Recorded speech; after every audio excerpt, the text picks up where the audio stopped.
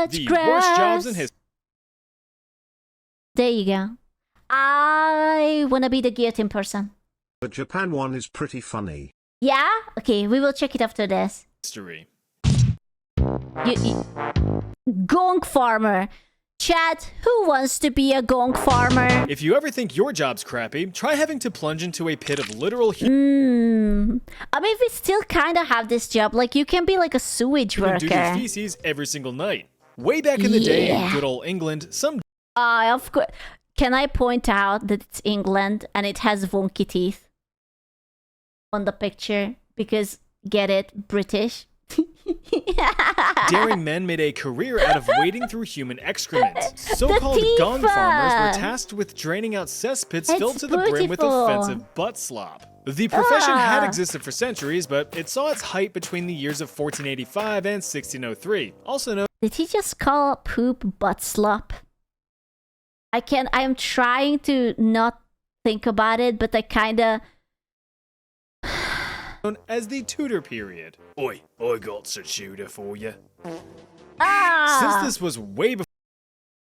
Wait, you 7 guys... months starving in the basement of the space station. No starving! Please someone tell us who to water me. Uh-oh. Wait, lads. Would you hold hands with the homies if you would be actually pooping? Also, why is it that the third hole is smaller? What, these holes are the same, but this one is smaller. Why? Why is this smaller? That's for the ladies? Wait, it was a co-ed toilet? Wait, are you telling me that women have smaller buttholes? Are we going back to that conversation again? Before the invention of the turlet, people were content with just pooping with the family. There is like the dad, the grandpa, the son. slamming their cheeks down in a public latrine to pinch off a quick loaf. The other problem was the lack of availability of somewhere to go. Towards the end of the 14th century, it's estimated that there was only one public bathroom per 2,000. You know, we had a summer house and we had the same toilet. And I wonder, did my dad ever do anything with that amount of poop or something? Or was it just like always there? Did he ever clean it? People. Plus, keep in mind that all of that human waste was just piling up in a literal stone-lined hole in the ground, so you were just dropping logs onto a mountain of timber. The local government, realizing that this horrid threat to public health was fermenting beneath everyone's feet, took action to allow the construction of private outhouses and latrines in residential areas as a way to disperse the smelly sewage. It didn't work all that well. So with dookie levels rising, help was needed to drain the pits. Enter the gong farmer. The term gong deriving from an Old English term meaning to go. They were also referred to as the much more mysterious and cooler sounding title of nightman, as the Yeah, that's true. The nightman sounds a lot cooler than just like a gong farmer. only time that they were allowed to perform their duties was under the shroud of night. And it's like you're like a vampire. You're the man of the night, here to steal your pee-pee and your poo-poo. that really sucked. There were no flashlights, spotlights, or illumination of any kind. You just had to hope that the moon was shining brightly to light your way through the filth. The nightmen would enter these cesspits and Why did they have to cheek up this man so hard though? Like, he does like that superhero pose when he's all cheeked up and he's just looking back above his shoulder. drain the contents using buckets and shovels. Excrement was loaded into barrels and carted off to be dumped near the River Thames. Don't worry, it was used as fertilizer later. Maybe. These men would be knee-deep, waist-deep, even neck-deep in the stuff, which... Can you imagine your husband comes home from work after a good night of gonging around? And then you're just like, give me a kiss, I've worked so hard. had its own risks, the first and foremost being asphyxiation. Cesspits were often enclosed spaces with little to no ventilation, so the buildup of noxious and toxic gases was a very real threat. Although rare, a gong farmer could pass out from a lack of fresh air and drown in the waste. Another risk was poor maintenance. Cesspits were typically drained as needed, which, depending on the size of the... Dude, if I would walk down on this, I guarantee you I would plummet. I would just probably just like slip right around here and just plummet deep into it. the thing could be up to 2 years between sloppy scoops. Since these pits just sat there and rotted, it was common for stone walls to collapse in on the farmers while they harvested their crops. Any scrapes or bumps would certainly get infected, which could only lead to a painful death. But these high risks were met with high reward. Since the job was less than desirable, gong farmers made quite a healthy living, about 6 pence a day. Now, damn, 6 pence a day? Oh my god. He could afford the Gucci, the Miu Miu. I'm not quite sure what that is. The cashmere sweater. It's a non-silly sounding money, but sounds pretty good. Problem is though, gong farmers Dude, why is his hat looking like a butt? perpetually reeked from their labors and were only permitted to live in certain areas of the city, with most of the public actively avoiding them and, well, treating them like crap. Uh-oh. Bro, when I was a kid, I wanted to be a chimney sweeper. I don't even think that it was still a job, but I wanted to be a chimney sweeper. I was obsessed with the idea of sweeping chimneys. I don't fucking know. You actual labor? I know. I just really wanted to go down the chimneys and sweep it.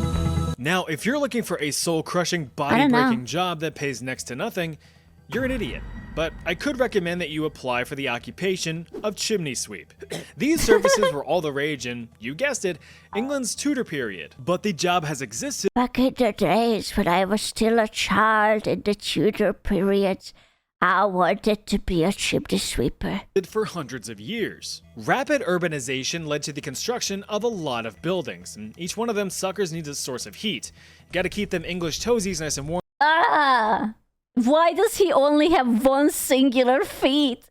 Is this normal for the British? To only have just one singular feet, and that's it, nothing else? During the miserable gray winter months until the arrival of the miserable gray summer months. So a lot of fireplaces and chimneys were built to meet that demand. You do know how a fireplace works, right? Yeah. Make fire make heat and smoke go up through chimney and blow out the top. But all of that burning of wood and coal creates lots of icky, carbon-heavy, flammable deposits that build up within the chimney. It's okay because Santa Claus comes down in like December, right? And then his big fat ass kind of scrapes it down. Big problem, cause if that's not properly cleared out, then things can just go... And there goes not only your house, but a few neighbors' houses as collateral damage. Well, the higher-ups didn't like the risk of their kingdom going Jesus fucking Christ, why does this guy look like a tumor? up in smoke at any given time, so they mandated that chimneys must be swept at least 4 times a year or face heavy fines. Thus, the employment of chimney sweeps became critical. The problem, though, is that chimneys at the time weren't exactly designed for human entry and cleaning. Bugger. Most flue networks in the building were grouped together on the roof, but could have sharp turns as they angled out towards... Bro, how... Child labor. You put the kids there because they are nice and very fluid like cats. Easy. See, I could have been such a good chimney sweeper. Their respective fireplaces or furnaces. Oh my god. To make matters even worse, regulations shrunk flue sizes down to as little as 9 by 9 inches. This made it nearly impossible for full-grown men to slip through the cracks. The solution? Children. I knew really it. Young children. Adorable, wide-eyed orphans were yoinked from poor houses and taken on as apprentices called climbing boys, with opportunities to one day grow into master sweepers themselves, if they lived. Dude, these namings though, climbing boys and master sweeper. Like, it's like the Nightman. Doesn't it sound like really cool? It's like, oh, I'm not a chimney cleaner, I'm a master sweeper. Lived that long. If it wasn't obvious, chimney sweeping was extremely dangerous, especially for the little limber lads. Boys as young as 6 years old were sent up chimneys and told to get scrubbing. The physical dangers were abundant, as several children had died from getting stuck or horribly burned from scaling the scalding bricks. And they were just fine with it. It's like, yeah, it's fine. There is no point adjusting the chimney. Like they could have like redesigned it or something. Keep in mind that these fireplaces were almost always in use, so those chimneys were hot and ready like a carry-out pizza. Now, if the cramming didn't kill you, the scrubbing would. Soot and creosote, the organic carbonaceous byproducts of burning wood and coal, are carcinogenic. Delicious. So if you're trapped in a confined space just scrub-a-dub-dubbing away while sucking up hits of cancer-causing black powder all day every day, things are not going to turn out well for you. But it actually wasn't your lungs that you needed to worry about. No. It was your balls. What? I was unironically saying balls, and I was like, haha, I'm going to be funny, but it was actually the balls. What? How? How did you know? I didn't. Scrotal squamous cell carcinoma. What? What? Really? Really? Also known as chimney sweeps carcinoma, or just straight up scrotal cancer. I have never heard about this. Was a death sentence. Something I didn't mention until now was that the young children, as a way to fit easier into the narrow hot chimneys, often went commando. No shirt, no shoes. Bro, I would never fucking go commando like that. Are you joking? There's going to be like ashes all the way up to my butt crack. No pants, but all service. The constant exposure to soot and such led to the development of tumors on their nethers. Once developed, they were lucky if they had a few years left in them. Sure, your sack is out of whack, but damn, that chimney's clean. That's so fucking morbid. What the fuck? You've probably heard of the radium girl. Oh, I actually watched a movie about this. It's like they were painting the thing with like something that glows in the dark, and they kept licking the brush to keep it like nice and sharp, and basically their jaw rotted off because it was, you know, kind of radioactive, and they didn't really live too long. Young women of the workforce that would paint luminous numbers and hands onto timepieces in the early 1900s. It was literally called, the movie was called Radium Girls, and it was kind of morbid. Well, this is similar. Towards the end of the 19th century, matchmaking was a pretty lucrative business. Not like pairing couples up, but making literal matches. By the late 1800s, there were about 25 matchmaking factories across Great Britain, employing over 4,000 chaps and chapettes. The process, as with most industries at the time, involved working with some nasty chemicals. The flavor of the day here was white phosphorus, an unstable compound that burned fiercely when ignited. You know, perfect for the few seconds that you would need to set something ablaze. On top of being both easily ignitable and violently reactive with oxygen, it had the triple whammy of also being extremely toxic. Of all matchmaking jobs, roughly half were involved in the direct handling of white phosphorus, with over 80% of the phosphorus fingerers being young women. These women would come to be known as matchstick girls. Day in and day out, these women were tasked with packaging the dipped matchsticks, with an entire workforce handling as many as 10 million across a 10-hour shift, meeting the demand of the 250 million matches being burned in Britain every single day. Remember that fire is what got people through the day. Need to cook? Fire. Need to keep warm? Fire. Need to see in the dark? Fire. Need to shrink your overhead? Jesus. Fire. It was the biggest blessing humanity Monkey. has ever discovered, and you can now summon it out of a little box in your pocket. The obvious problem is that Is that cocaine? fiddling with all of those fickle phosphorus fumes physically fucked you up. It was very common for both men and women to form phosphoric necrosis of the jaw. The condition, nicknamed Fossy jaw, developed after the long-term exposure to phosphorus fumes. Initial symptoms included simple toothaches, which evolved into complete tooth loss. Oh, dude.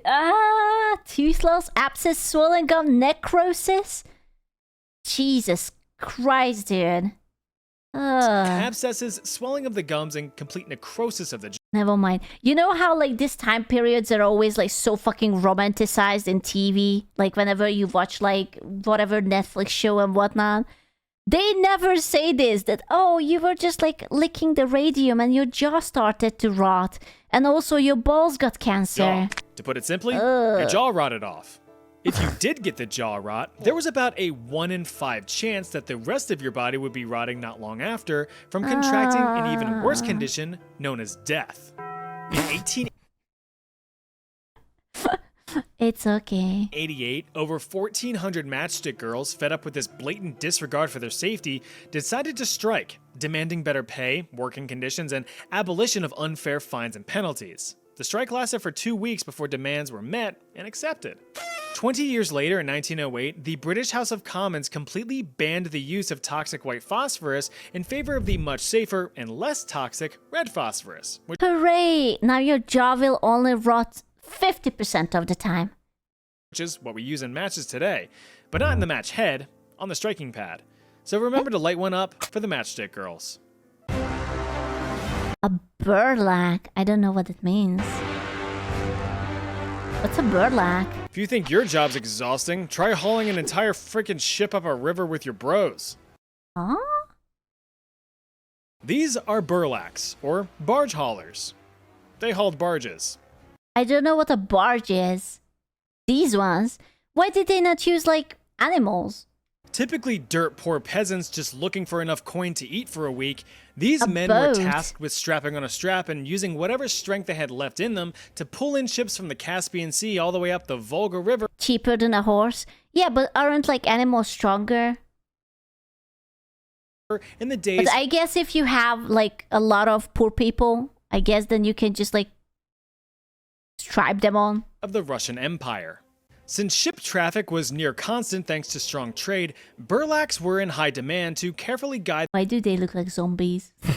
the vessels up the Volga. But why couldn't the ships just sail up the river, you might ask? Because the Volga flows outward towards the Caspian Sea, and there were rarely favorable winds to propel a ship up the river. Okay, to be fair, I don't know what's going to be the downside to this, but if I would have to choose between very poor and pulling a ship and having my jaw slowly rot and fall off, I think I would rather choose this. I am not a big fan of my body parts rotting off and falling off of my body.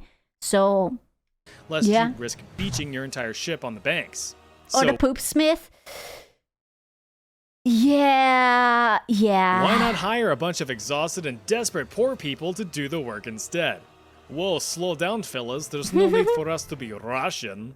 Ha ha ha ha. Depending on the load size, burlac groups could range from just a few men up to 150 fellas pulling a single ship. But there was a moment of respite for these workers. See, one advantage to working in the Russian Empire was the cold winters. Can't exactly move ships upstream when the waterways are completely frozen over. Hooray! So burlacs were seasonal, working dawn until dusk, thaw till Look at the tiny tippy toes. He's so happy. frost.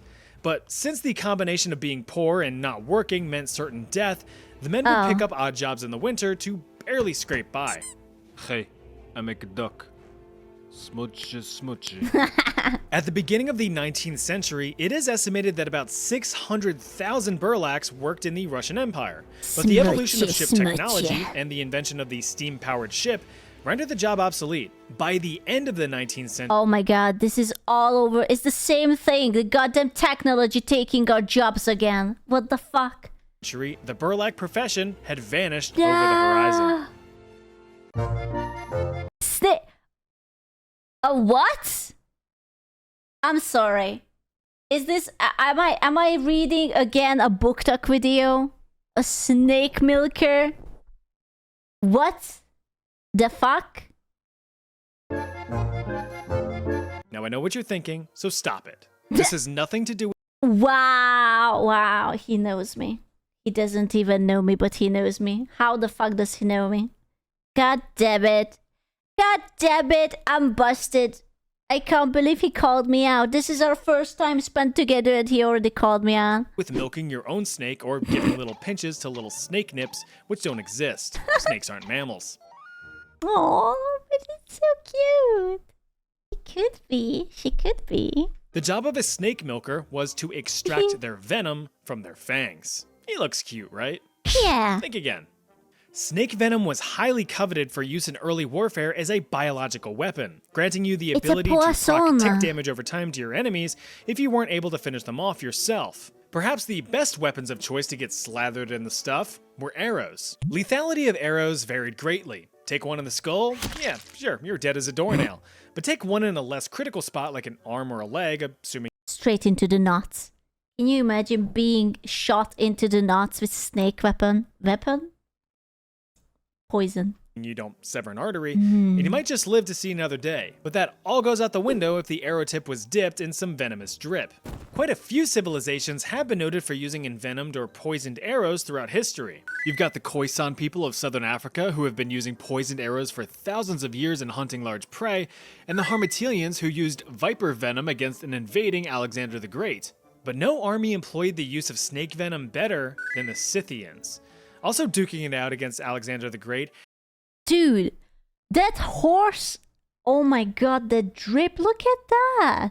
Holy shit, fashion. Jesus Christ. The Scythians developed their own iconic That's poison kinda cool. for warfare, combining not only The horse armor DLC. Oh no, it's where it all started with that goddamn horse armor DLC. viper venom, but also putrefied human blood and excrement. Even minor scrapes from their weapons were lethal. So on top of dealing with being envenomed, you also dealt with the horrors of gangrene and tetanus. So with all that said and done, yeah, snake milkers. Like I said, it was their job to wrangle and wrestle up an What if you have a snake and you raise it and the snake will be your baby and then you teach the snake not to hurt you and then it's like a friendly milking. It's not just an enemy milking, but like they are all your friends. of snakes to meet the demand of entire armies. But luckily, this wasn't a time for catch and release practices. Kill the snakes, take their venom. No! No, I thought it was like friends, like you raise them like chickens, like slightly less legged chickens. No. That's the job. Of course, that is easier said than done. By nature, snakes are shy little fellas and pretty hard to find. Chances are you get struck before you even noticed one. One catch of their fangs is But if they are hard to find, why would you kill them? Then you just have to like sort of just catch them and gently milk them with foreplay and everything. enough for it to be game over. Snake milkers were considered lucky if they even managed to survive a single round of collecting. I think it's time for a quick science lesson. Lads, I don't think this job is very good. I don't want to be like that. I don't think this job is very good. I'm not sure about it, but I might pass on this one. Venoms can be sorted into three main types: neurotoxic, hemotoxic, cytotoxic. Yikes. Neurotoxins strike and destroy all your nerves. You're agonized and paralyzed, as you can observe. Hemotoxins target all your healthy blood, thinning down or clotting up, so now you're done for, bud. Cytotoxins focus on killing all your cells, so you can probably guess that you won't be doing well. Just avoid snakes, and you'll be doing fine. I know you fellas and fellettes just love a good rhyme. So to close this chapter out, yes, snake milkers still exist nowadays, though only for medical research and developing anti-venom. Look at that poor snake. Just like being forced to, oh my god. It's like, what if the snake did not consent to this? Have you considered? Justice for the lady snakes, okay?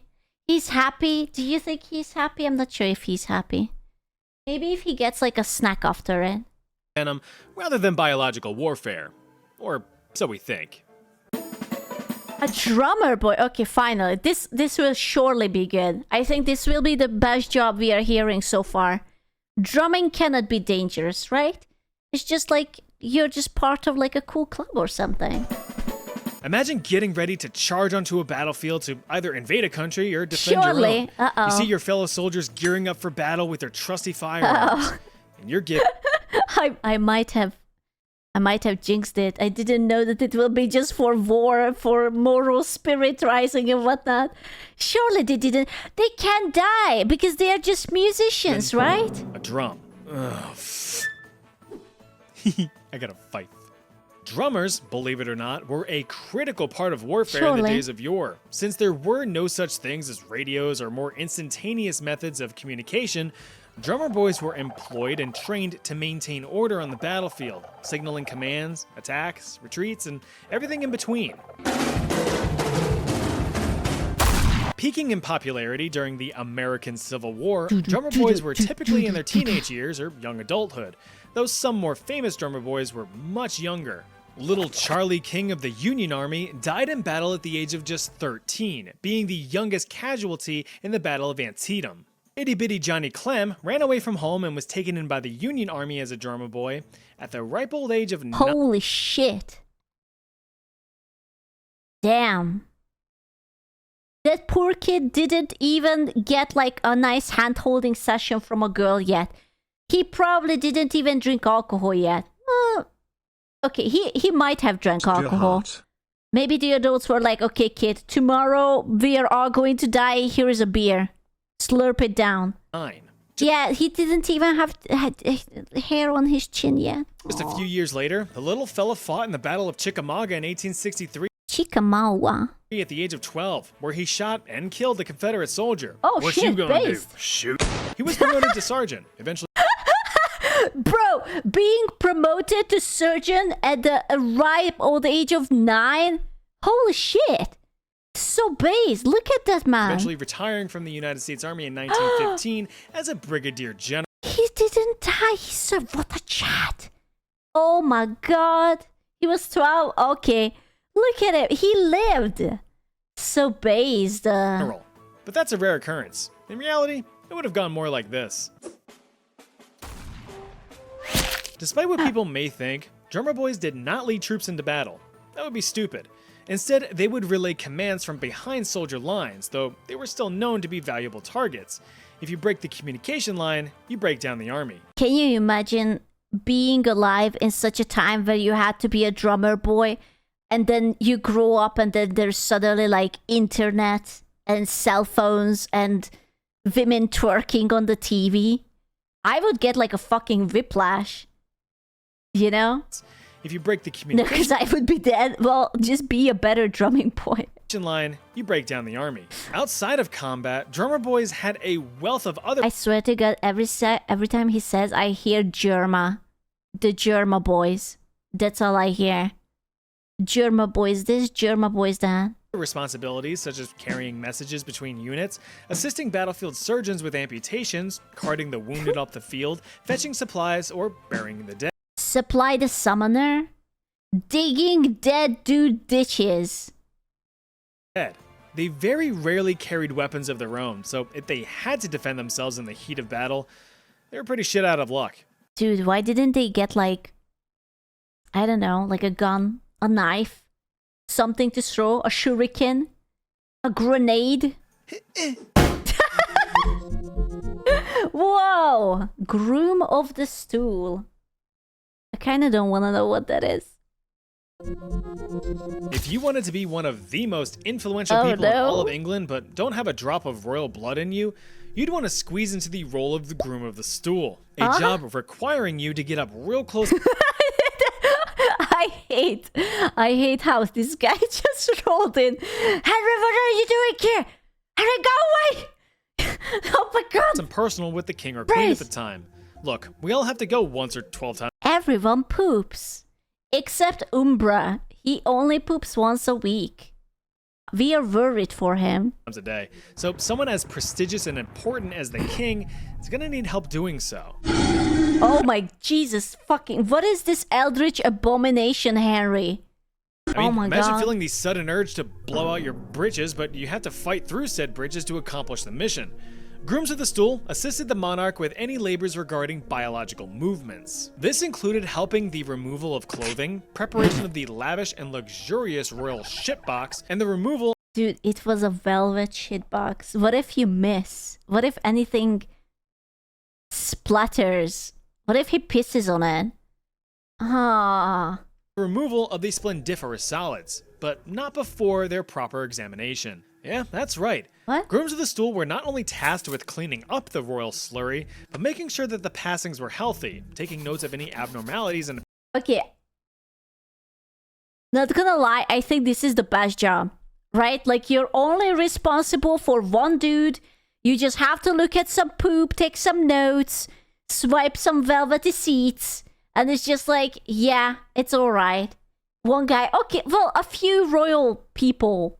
appearance or frequency. These notes would be passed on to the king's personal physician to diagnose any possible Yep, it's poop. ailments. Well, that's not very helpful, is it? After the log was sent down the river, the groom of the stool would also assist in the cleanup effort. Oh, never mind. Never mind. Never mind. Never mind. I'm going back to being a drummer boy instead. Just shoot me in the head. Either by handing the king his own personal cleaning cloth or by taking up wiping duties themselves. Now you might think that this job sucked, but it was actually highly coveted and well respected, as grooms of the stool had access to the king outside of the public eye, allowing for valuable private conversations. Damn. It's like, my liege, you should consume more porridge, my liege. Is this corn stuck in between your booty cheeks, my liege? Please. Commonly high-ranking nobles or politicians, grooms of the stool were known to have influence in many formal rulings, laws, or personal life. So that Anne Boleyn chick's hot, right? The first documented groom of the stool dates all the way back to 1495 under King Henry VII. The role continued to evolve over the years to... Dude, I don't know how I feel about someone else wiping my ass. Time for some comforting. Poland lost son final. Hey, Peter. I feel like I wouldn't want anyone to wipe my bum. You know, I'm kind of attached to the job myself. the title of groom of the... Wait till you're 80 now, man. I want like an AI fueled butt wiper or something. I'm sure there will be something. It will be fine. Stole, though they were more so referred to as either the gentleman or gentlewoman of the The namings, the nightman, the gentleman of the bedchamber, bedchamber, depending on the the master sweeper. monarch in charge, with responsibilities eventually focusing solely Can I just say that back then, the dudes were absolutely rocking the femboy style? Like, this bitch has a ribbon around his knee. What is more femboyish if not all the frills and silk? Oh shit, he's slaying? Yeah, look at that. It's so French, it's so goofy. I don't know, mom.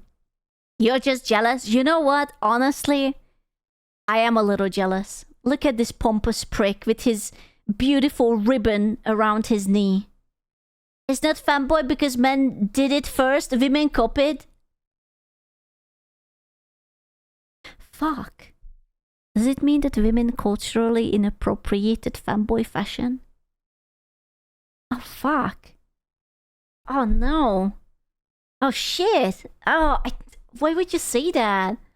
This right. Like, the stockings, like, the boys had it first? What? Men are better? Yes? I always knew that it takes a man to be best girl, but I didn't realize how true it was. You saw how fabulous we are and you got jealous. Honestly, if I would have to choose between wearing a corset or those like fucking stupid circles that make the skirt fluffier, or this femboy style stocking, short, frilly, whatever cloak business, I would rather wear this. Unironically. I could rock this. Yep. Yeah, the hoop skirts. Fuck those skirts. on the king or queen's wardrobe. Looking fresh as fuck. Damn, boy, Slayer. The position was held for over 400 years until being formally discontinued under King Edward VII in 1901. Dude, they got their butt wiped till 1901. That's crazy. I feel like we are missing out. Well, that's that video.